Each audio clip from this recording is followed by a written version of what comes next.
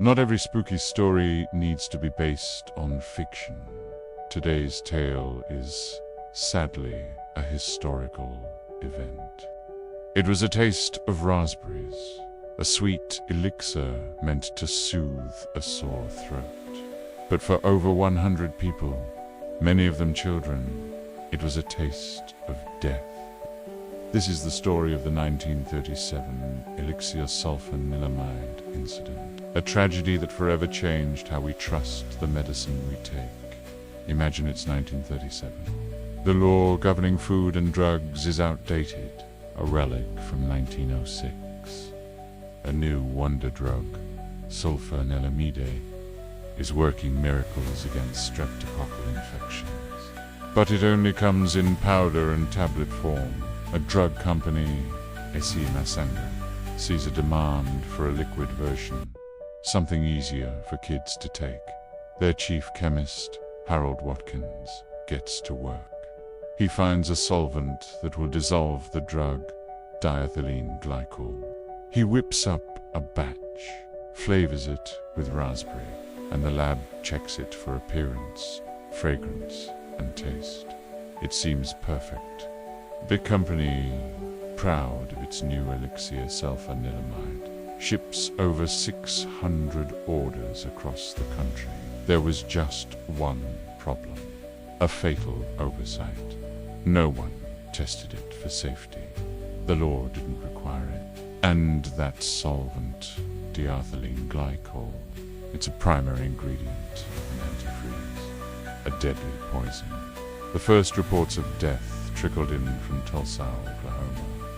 On October 11th, the American Medical Association received word of mysterious deaths linked to a new sulfanilamide product. They quickly identified the poison and issued a national warning.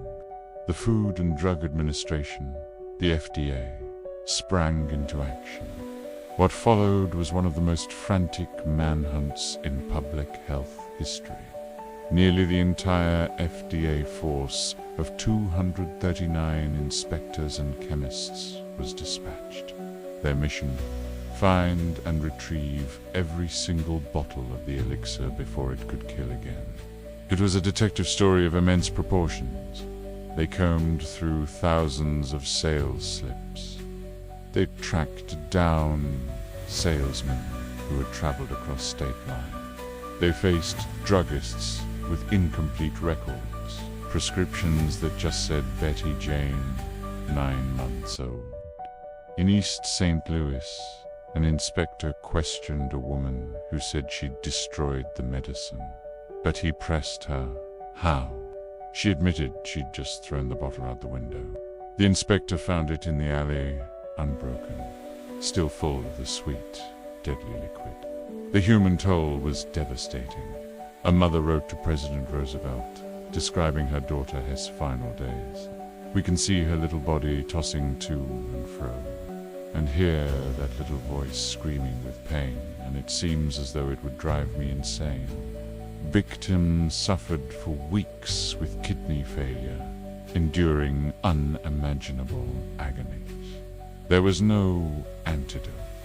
Dr. A.S. Calhoun, a doctor who had innocently prescribed the elixir to his patients, including his best friend, was haunted. In a letter, he wrote, "I have known hours when death for me would be a welcome relief from this agony." The company's owner, Dr. Masangil, claimed no responsibility, stating, "We have been supplying a legitimate professional demand. I do not feel that there was any responsibility on our part." His chemist, Harold Watkins, however, couldn't live with the consequences. He took his own life. Thanks to the heroic efforts of the FDA and public health officials, nearly all of the poison was recovered. Of 240 gallons made, all but the few pints that had been consumed were tracked down. But the cost was over 100 lives. The company was charged, but only on a technicality. The product was called an elixir, which implied it contained alcohol. It didn't. If they had called it a solution, they would have broken no laws. This shocking loophole horrified the nation. The public outcry was deafening. The tragedy of the Elixir Sulfanilamide became the catalyst for the 1938 Food, Drug, and Cosmetic Act. For the first time, the law required that all new drugs be proven safe before they could be sold to the public. This law, born from immense sorrow, laid the foundation for the FDA's power today. It's the reason we can trust that the medicine in our cabinets is safe.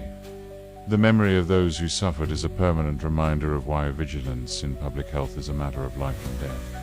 Thanks for watching.